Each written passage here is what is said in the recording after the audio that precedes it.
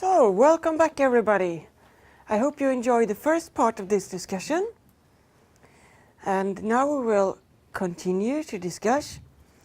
And I'm keen to know more about the lobbying, which I think is a key factor for getting success in getting more and more TV programs, movies, theaters, whatever accessible for people with different disabilities and in our way, audio described. So could you please give us our best pieces of advice for successful lobbying? We start in Sweden. I thought you should say Spain. You go ahead. Blow them up. Yes, perhaps. Yes, in Sweden we very often work in vad säger man? Traditional way, I think. So I don't think we have so much new ways. We one good thing is of course to meet and talk directly. To give information and also let people try it, so to see what it is like.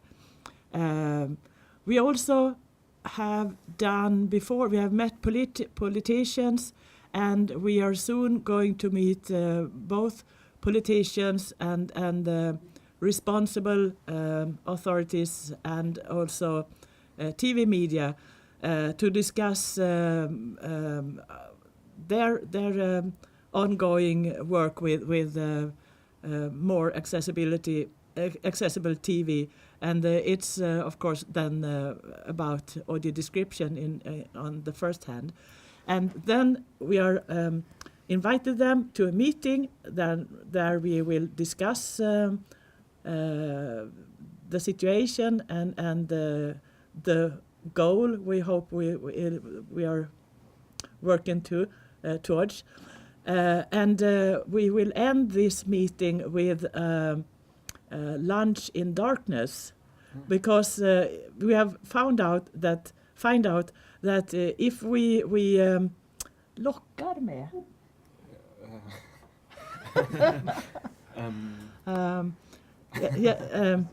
we offer them something yes, special. We have find out that if we offer them something very special, something they have never experienced, then many politicians and other decision makers will come and meet us. I could mention that the minister who are responsible in the government, the minister who is responsible for among other things questions dealing with disability. When we invited her to a lunch in darkness, she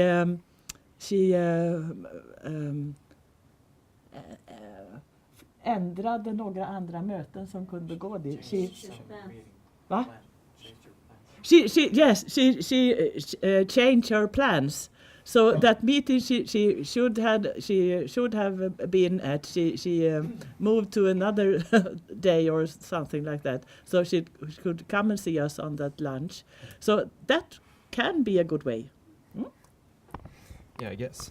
And we in the Wislundberg Youth, we have like reference groups that speaks to a lot of the media, like Swedish television and so on, to have their audio description departments, I guess, to understand what we need and so on and so forth. Sorry, and also with the Swedish Film Institute to get the cinemas more accessible. So we have a reference group there, and it's going well, I think. And yeah, that's how we work right now. In our Traditional. Yeah, traditional, I guess. What's it like in Spain? Well, in Spain, we are the land again of milk and honey. In 2004, we had the first, and I don't think there is another one, of approved standard for audio description. And Joel, is there another one in the world? Well, in the UK, they have the Ofcom guidelines. That's the Yes. regulators, yeah. Those were probably the first, and then you have them, and United States has been kind of culling from the various ones. Yes, so Spain is strange because it has this standard, like ISO standard, which in fact is coming up now. We'll have a worldwide ISO standard for audio description, and Sweden is participating in it Yes, I know. through Great. Mia Alhern. Yeah. So that's the thing. I have two ideas. One idea is to go to a politician and say that you're going to go to Strasbourg and put denounce the situation in your country, because you must have an act since you belong to Europe, and if in Croatia they have got an act, why can't you have an act for disabilities? Yes. But go to Strasbourg, don't go into, Gothenburg, blah, blah, blah. You tell them that you're going to go to the biggest, because that would make them nervous. Yeah. And the other thing that worked really well in Barcelona lives because of tourism, okay? So Stephen Hawking, the guy who's disabled in a wheelchair, came to Barcelona, and we were able to speak to him, and we asked him to say the first thing is that Barcelona is a beautiful city, but it's not accessible. And that they were terrified because he said that on television.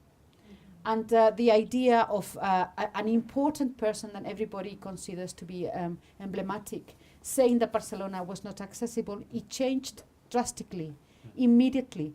So when someone like this comes to Sweden, have an interview with the person of course will have affinity with you, empathy, because he's also disabled, or perhaps he's got a mother or a daughter or someone disabled. Go and talk to them and ask them to publicly say on television the first thing. This is a fantastic country, Sweden. What a shame that it's not accessible. And tomorrow you'll see the changes. Yeah? So something like that, because politicians are useless. So threaten them. Go more active. Yeah, and I think in Finland we are too nice to them. We arrange meetings and we are very nice, and we want them to understand. And I think yesterday Pilar said that don't be nice, be nasty. I think that's the best advice I've got. And also that Joan Greening I've met 3 years ago, 4 years ago, we were in London. She said that she always goes to the film happenings where the producers are. And she's always hand up and always talking. And she said that never apply that it's going to bring money to the producers, but always just say that it's the right thing to do to have audio description.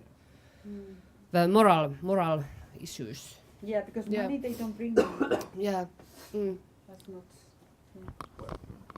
Well, for that money, I guess you have to start somewhere, right? And if it is in every single Blu-ray, DVD, and so on and so forth, you can expect it for as a blind people, or as a blind or as a visually impaired person, you can expect it, and then you can go and buy whichever DVD you want. But the UK, yes, they're wonderful, they're fantastic, they're great, but they have something as crazy as in Spain, for example. They do the audio description of movies for the theater, for the cinema, and they are not in the DVDs. Yeah, same here. Yeah? So you have audio descriptions for cinema, audio description for DVDs, audio description for... So again, we are duplicating. Sometimes it is there, but it's not on the DVD. Sometimes it's on television, but it's not on the DVD. Sometimes And then on the cinema, and it's not on the DVD or the television. Right. and then another organization, right? So Yeah, of course, on top of... so we do it like 6 times for the same And movie. now you have cloud. We have cloud. Yeah. Why Okay. can't we have one version in the cloud? Yes, because of copyright issues. But why? Well, because the owner of the audio description would be the owner of the... Joel, who is the owner of an audio description? No, if the audio description is being done for the film producer, almost always the film producer owns the audio description. It's work for hire. and the audio describer no longer owns the description track.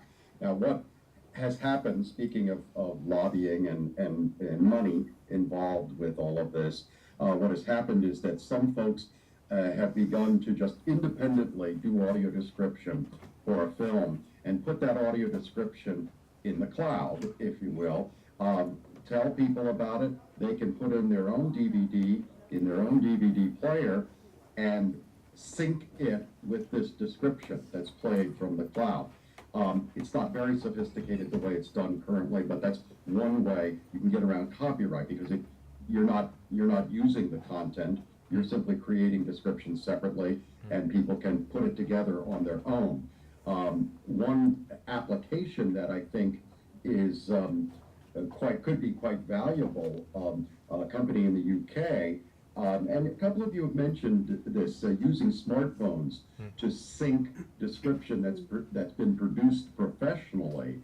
But and I think that could very well be the future of description in cinema and on DVD and maybe even television, is if people can independently download. First, they download this app that allows you to do it. Then they download the description that's produced professionally, hired by the cinema or the television, or maybe even it's a big Broadway show or something that's very set, run by computer, and they download that description. That would be free, but it's all supported. Pilar, I'd be interested in your thoughts on this. It's supported by the downloads of audio tracks in alternate languages, which are all produced anyway for the DVDs.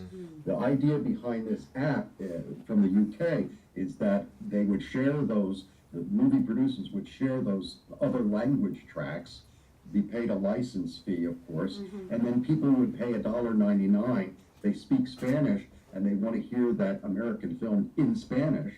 They simply hear it through their smartphone app. So that's one way. Another way of making some money too, I think, is if they embrace description, they can buy it, use it for the film, and indeed, as Pilar says, put it on the DVD. We have that problem in the States as well. And then market the combined track, the audio from the film with the audio description. That becomes an audio movie that a sighted person could use when they're on a long car trip, or when you're jogging. You relive that movie that you can't see because you're driving a car or because you're jogging or whatever. And I think that would be attractive to lots of folks who would pay 99 cents, $1.99, whatever, to download that combined audio track. And I wanted to make a couple of remarks with respect to the lobbying in particular.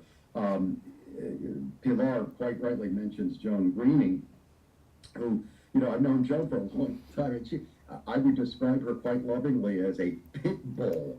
She would continuously grab the coat of these film producers, and she wouldn't let go. She's like a dog with the film producers' coat in her teeth, and she doesn't let go until they agree to put in audio description. And yes, it's not because, as Tanya says, it's not because it's going to make you money necessarily. It might eventually, but it's because it's the right thing to do, and sometimes you do quite well by doing good.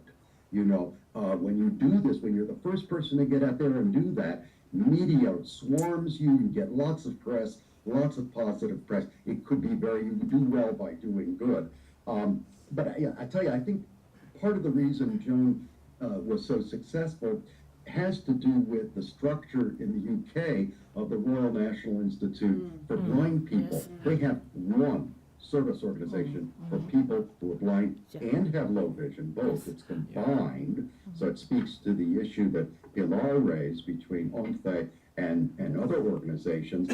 But it's an organization, and in the United States, we have a situation similar to what you have in Spain. You have two national organizations, American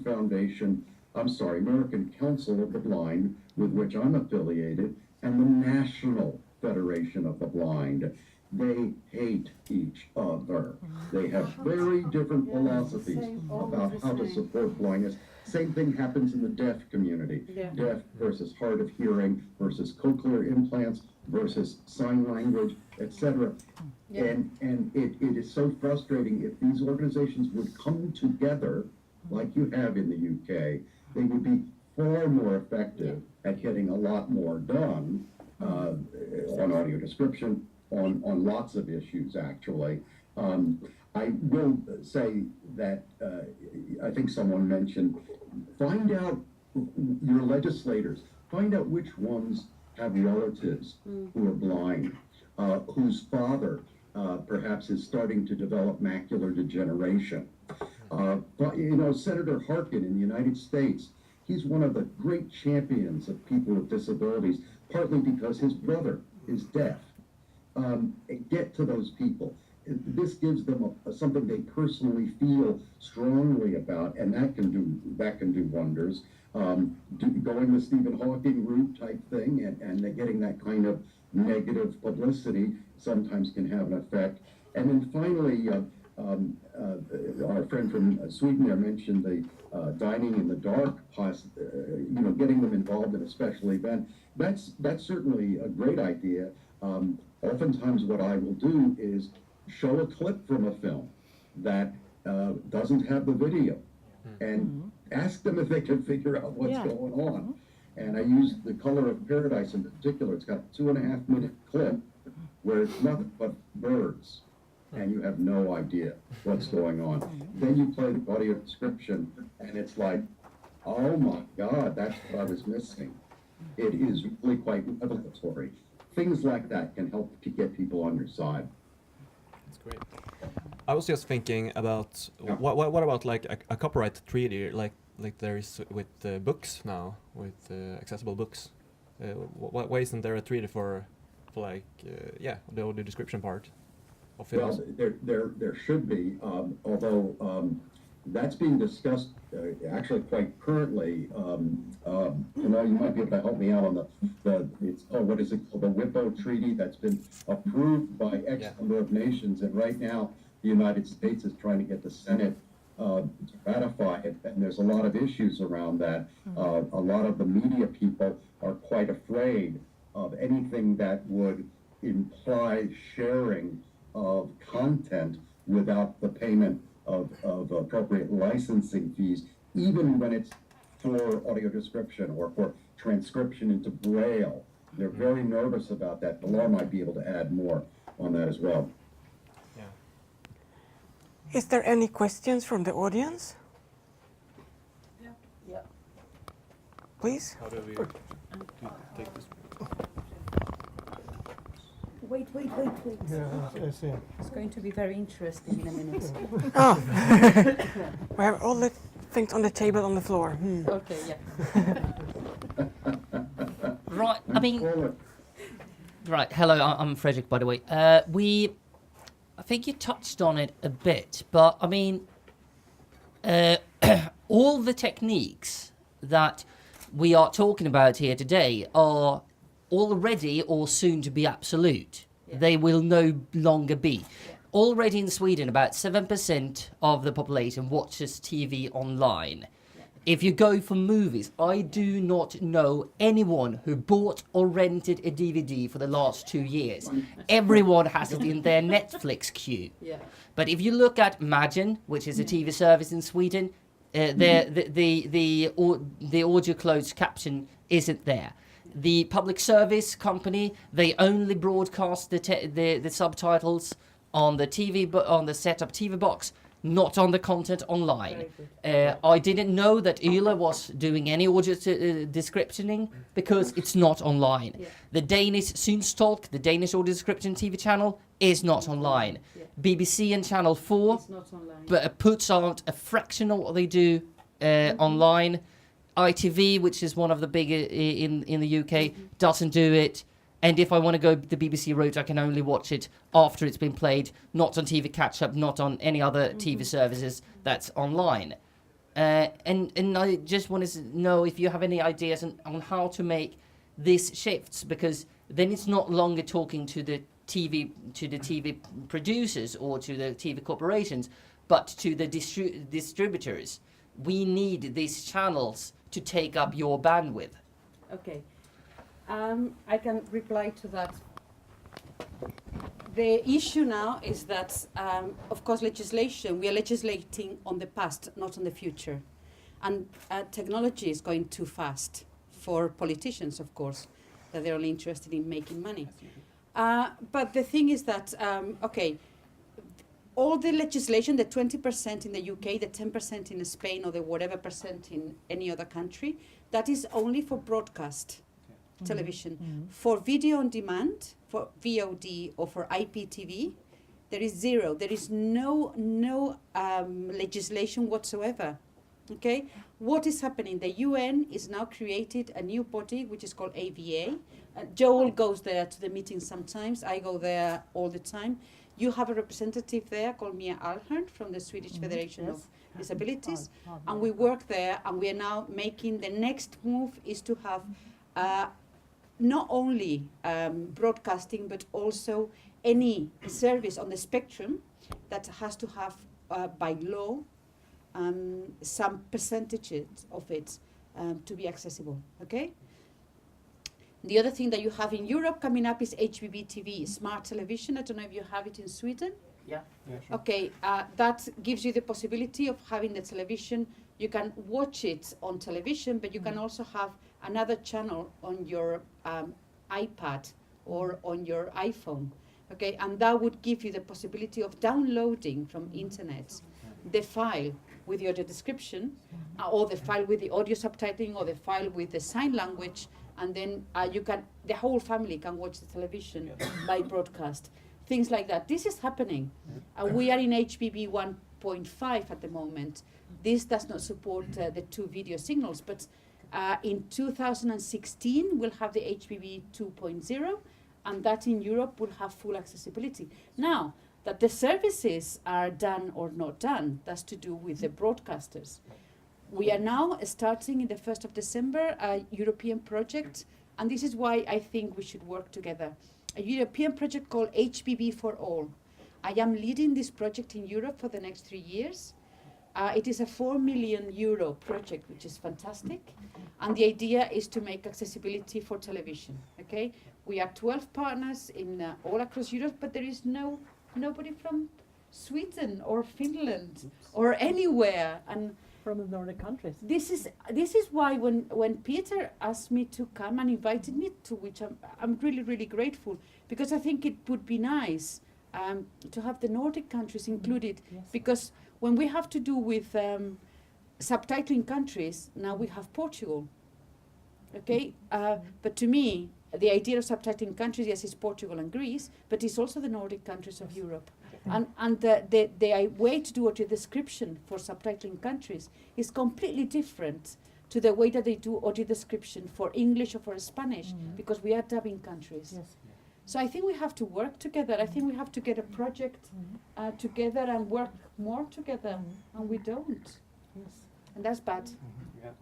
So yes, Frederick, I think the next move is cloud, and is downloading, and is video on demand, and is smart television, and it's called interoperability is the word, and it is a multi-screen viewing, and that's what's coming. But again, if we don't make pressure with government to broadcasters, to all of this, the technology will be there, and we won't be using it, which is a shame. Frederick, your point is really quite excellent. Yeah, it's brilliant. And it is built into the 21st Century Communications and Video Accessibility Act that I mentioned in the United States. If it's built in for captions, because captions, people know it's been around for 30 years. Those captions, if they're produced for broadcast on television, they must be included when they're streamed on the web and made accessible to portable devices, smartphones and such. I don't believe audio description is included there because it's still such at a small stage anyway. It will be, though, in the next review of it all for sure. That's been discussed already. So, we've been talking a lot about DVDs. which are on their way out, essentially. We've been talking about movie theaters and broadcast television, but ultimately, the content creators have to produce the description. It's got to get started and done somewhere, so it's available for streaming or on a DVD or whatever. And that's still going to be the big, making that commercially viable or viable in some way for some reason. Yeah, and it's very important to make all these services integrated, so you can see it with your whole family and such. So like your idea with like smartphones that syncs the content is quite excellent. So we had one over here. Linda, Lisa wants to ask a question. I just asked Pilar before, but I want to ask the other countries as well. As a consumer, how is there any difference, you know, in DVDs when you buy a DVD?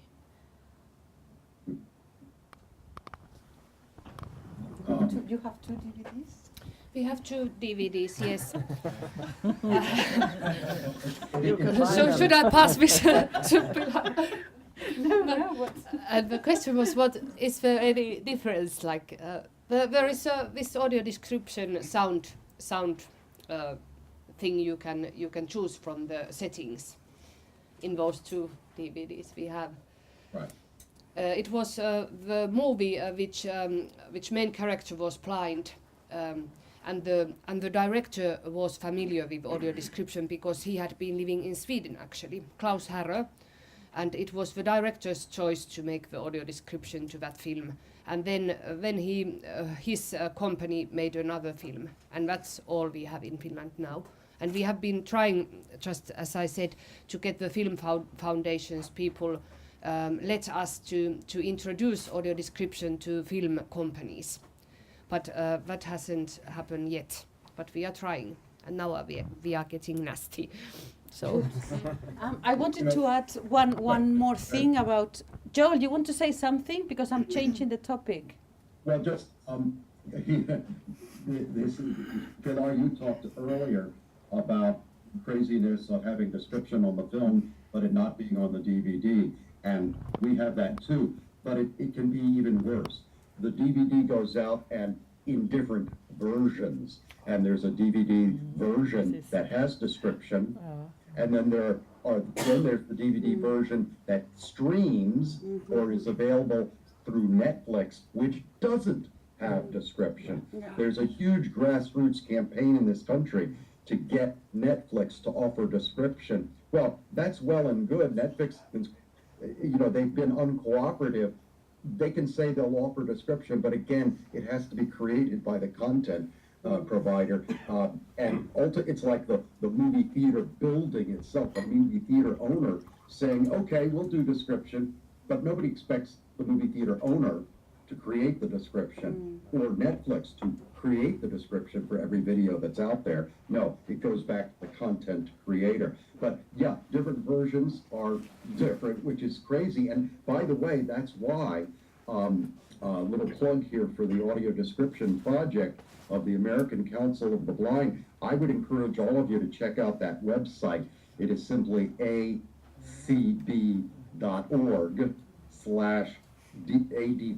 Audio Description Project, ADP.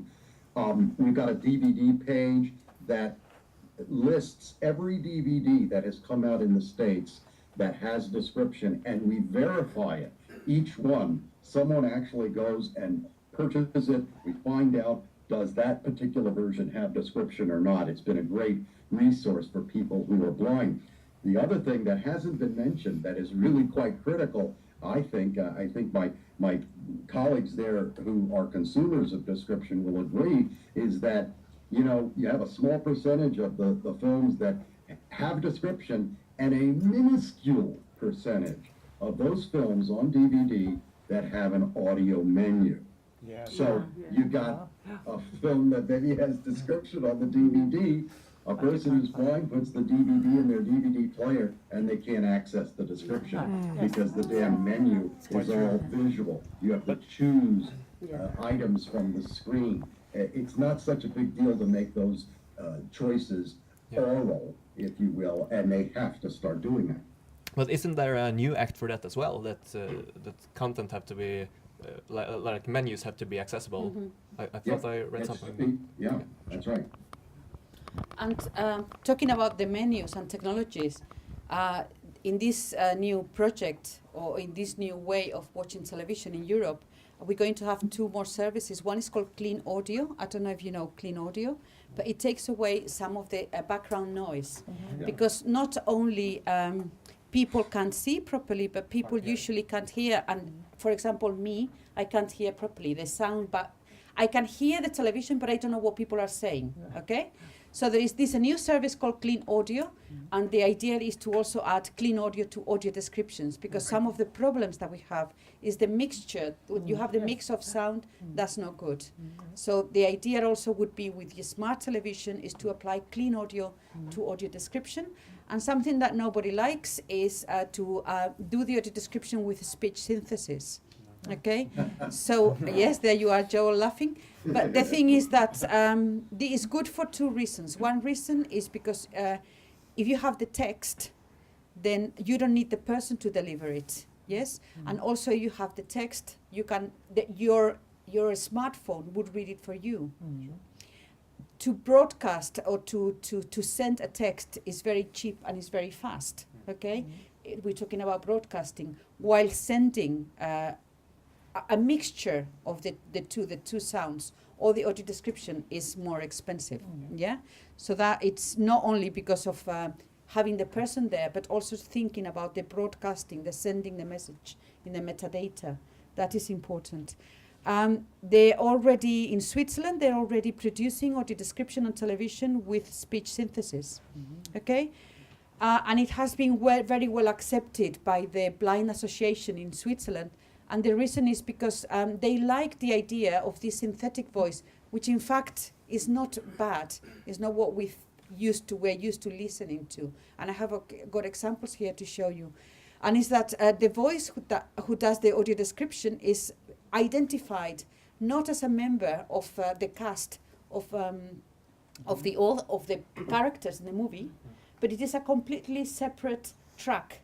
Okay, so you identify very quickly, this is an audio description, this is not part of the movie. Okay, and film directors like this idea better, to have an automatic, a synthetic voice, which is not part of their creation, because they are creators, yes, and they didn't create the film with this other person speaking on top of it, yes. So it seems like this way, we are coming into a bit better, and perhaps we are going to go to universal design, which is that we create the track for audio description from production. So it would be the film director, or it would be someone in the production company who writes the first audio description, okay, as they do with subtitles. Yeah, That's right. So there are technologies happening. Yet again, unless we make the audio descriptions, the technologies are fantastic, but nobody can use them. So, yeah, that's the... What do you think about using a synthetic voice instead of a real person? I would like to hear very much. What do you think? Yeah, I don't like it, but maybe you can say something, Vivian.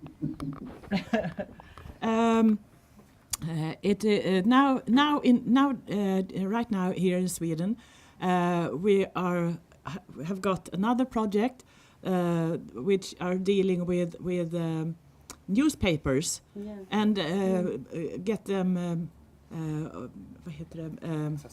accessible. Yes, and very long time from back in the early 80s, I think. They produced most of really many newspaper were produced from the papers, and someone redigerade. Edited? Va? Edited. Some of the journalists edited a short version of the newspaper and read it on a tape or later on a CD record. But as you mentioned also that it is very expensive to have people doing lots of work. So now we are doing they are producing newspapers, the accessible edition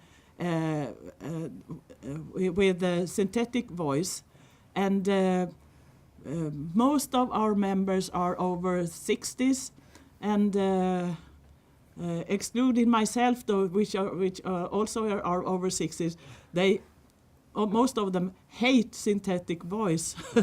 They think that it sounds very unpersonal, and this voice doesn't pronounce correctly and so on.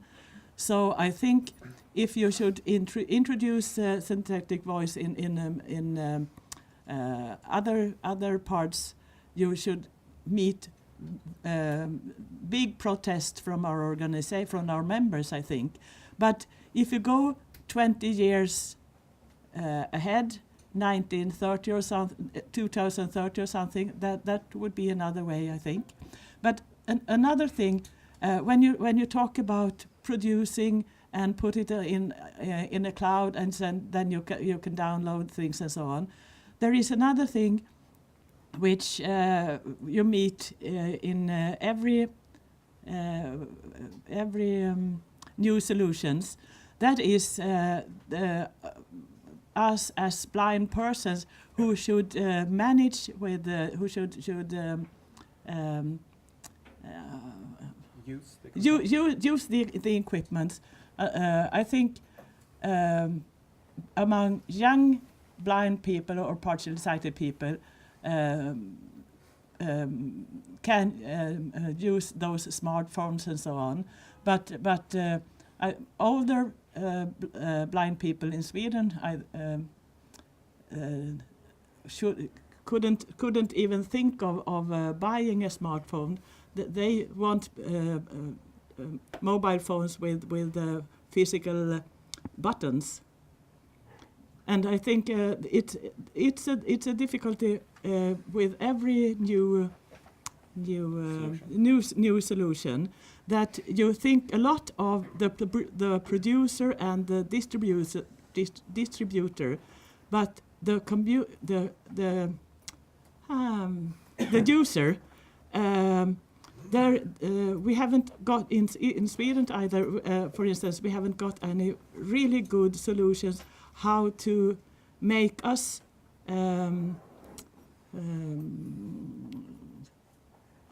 Vad säger man? Ja. Vad vill du säga? Ja, att göra oss trygga användare eller kunniga användare.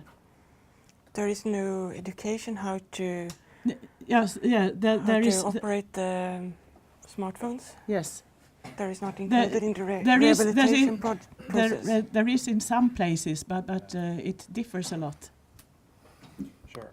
And just a few words. I use my smartphone every day and listen to synthetic voice. So for news, it's okay for me. But when you come to movies and more visual stuff with drama in there, the synthetic voice doesn't really get if it's sad or if it's like something exciting going on, and so on and so forth.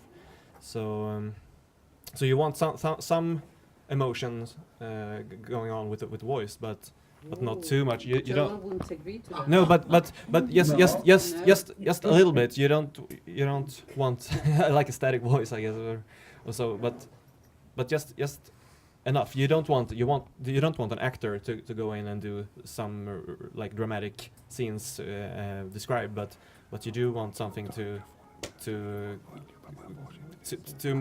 sync the emotions going on in the movie, I guess. Yeah, I'd like to speak to that in particular, and Pilar has referenced it basically. Yeah. Look, synthetic speech, for all the excellent reasons that Pilar mentioned, is coming, and it has many advantages, and is a very good thing. And I've heard, I guess the best synthetic speech I've ever heard is out of IBM in Tokyo. The synthetic speech they've built is virtually indistinguishable from a human voice.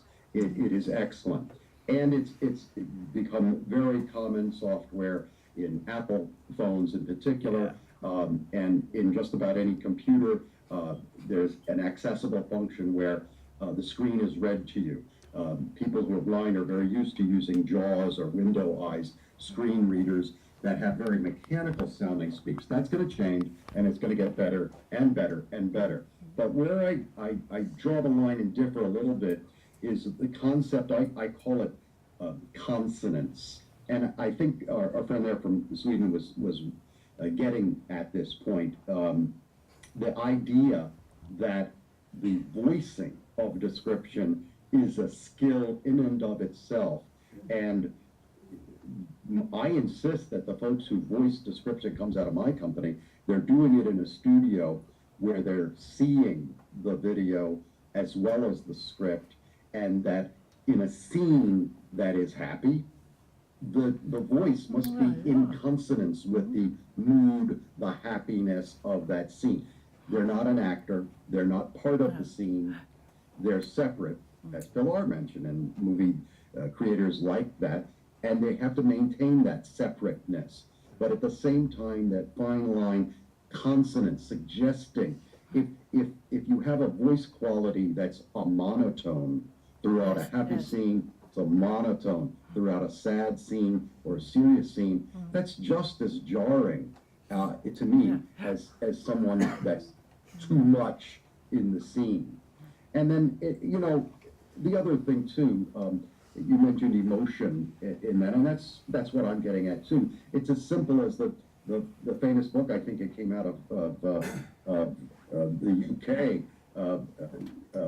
what is it, eats, shoots, leaves, right? Oh, yeah. Eats, shoots, and Eats, leaves. shoots, Or leaves. the phrase very simple, you know, let's eat grandma. Well, that's disgusting, right?